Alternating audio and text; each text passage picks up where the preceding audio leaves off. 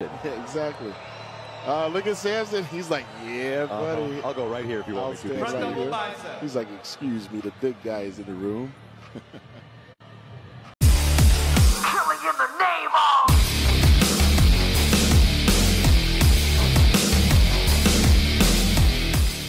Pour ce qui est des Open, on va commencer avec Théo, qui fait donc 13ème, sa meilleure place à Olympia, bon, sachant qu'il a été l'année passée en dehors du top 16. Alors ici, ils n'étaient pas non plus énormément hein, sur Olympia, la line-up, je pense, elle était à 16 ou 17 athlètes. Je crois qu'ils étaient 17 athlètes, donc finalement 13ème sur 17, c'est un peu plus facile, entre guillemets, que s'il y avait une trentaine de bodybuilders. Maintenant, voilà, il y a eu beaucoup d'annulations.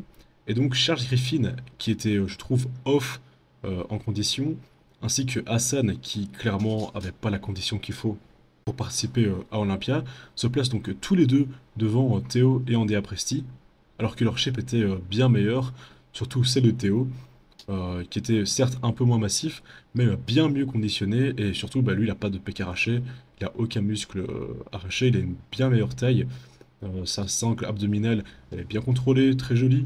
Quand il se met de dos, certes, il manque un petit peu de dos, mais pareil, il a une superbe condition. Donc je trouve que c'était peut-être un petit peu volé pour lui, et il méritait clairement, je pense, de rentrer dans ce top 10, ou en tout cas être bien plus proche de cette ligne. Alors globalement, mes prédictions pour le top 10 étaient correctes. Brandon a fait 4ème, comme j'avais prédit dans mon petit réel que j'avais sorti quelques jours avant l'Olympia. Alors il était bien meilleur au second passage, bien plus sec, bien plus plein. Donc clairement, son indigestion qu'il avait fait la veille d'Olympia n'a pas eu d'effet sur les finales. Et au niveau du top 3, bon bah le top 3 était incroyable. Hein. Samson, il est là exactement où il devrait être. Son niveau de sèche, c'est un petit peu ça qui emmènera, je pense, dans le niveau du top 2 ou qui le fera gagner une première place. Je crois qu'il était un petit peu trop voilé. Maintenant, sa peau, elle est un petit peu trop épaisse, je pense, pour vraiment arriver avec un niveau de sèche comparable à celui de Adi Choopan. Mais là, je trouve qu'il y a quand même un petit peu de marge de progression, surtout sur le bas du dos, les fessiers, sur les pectoraux, les épaules. Il y a encore moyen de venir chercher un peu plus de conditions. J'imagine qu'il participera peut-être encore à l'Arnold cette année. Maintenant, c'est possible aussi qu'il fasse une année complètement off, étant donné qu'il est déjà qualifié pour Olympia 2024 et qu'il se consacre uniquement à ça. Et donc, la grande question, c'est est-ce que Adi s'est fait voler cet Olympia? Alors l'an dernier, sa victoire était de très peu. Finalement, il avait réussi à battre Derek, mais c'était pas non plus une victoire complète et unanime. Et donc sa défaite cette année, c'est aussi la même chose. Il perd, mais pas complètement. Hein. Il y avait quand même, je pense, un juge qui le mettait premier. Et donc je pense que ça a dû être aussi très difficile à juger cette année et à les départager tous les deux. Et c'est vrai qu'il gagne de face, certes. Mais la compétition, bon, on sait très bien que la plupart des compétitions se gagnent de dos. On dit même que Mister Olympia se gagne aussi de dos. Donc voilà, c'est très clair que Adi Choopan, c'est son point faible. De face, il est très dominant. Mais dès qu'il se retourne, avec ses dorsaux très longs et qui viennent cacher une très grosse partie de ses extenseurs de la colonne, s'il n'est pas extrêmement sec de dos, bon bah on voit plus grand chose. Et je pense que c'est ça qui l'a vraiment handicapé ici.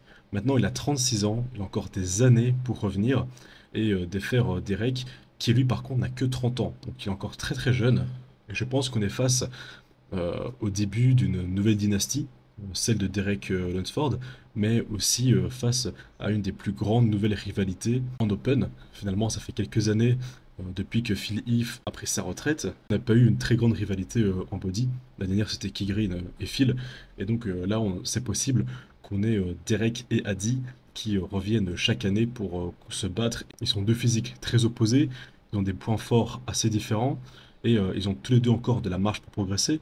Finalement, à 36 ans, il peut encore faire pas mal de Olympia, et ils viennent tous les deux du 212. Ils sont tous les deux préparés par Annie Rembaud, donc je pense que la revanche de l'année prochaine va être plutôt sanglante. Pour ce qui est de Derek, il peut encore énormément progresser de dos. Il a déjà un dos monstrueux, mais j'ai un peu l'impression qu'il y a encore de la marge pour rajouter de la masse.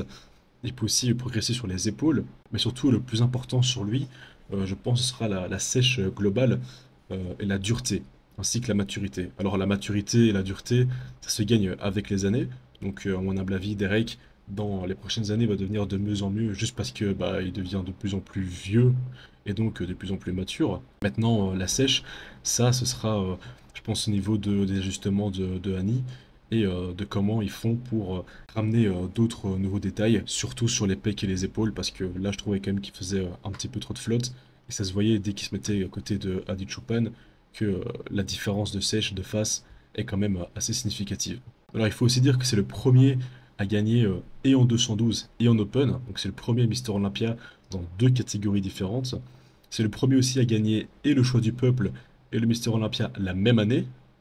Adi Choopan avait gagné les deux, mais je pense qu'Adi, quand il a gagné le choix du peuple, c'est l'année où Big Ramy devenait Mister Olympia.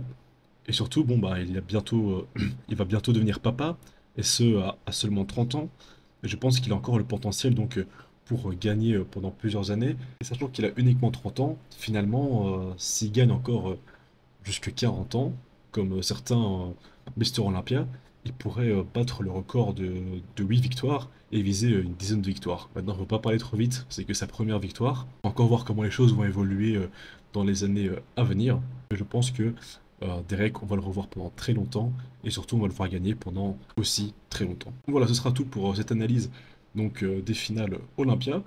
Merci d'avoir regardé cette vidéo jusqu'au bout. Pensez donc à vous abonner, à mettre un petit like sous la vidéo, à mettre en commentaire donc ce que vous pensez de la performance de Théo, de Derek, de Adi. Est-ce que d'après vous, il s'est fait voler ses premières places ou pas?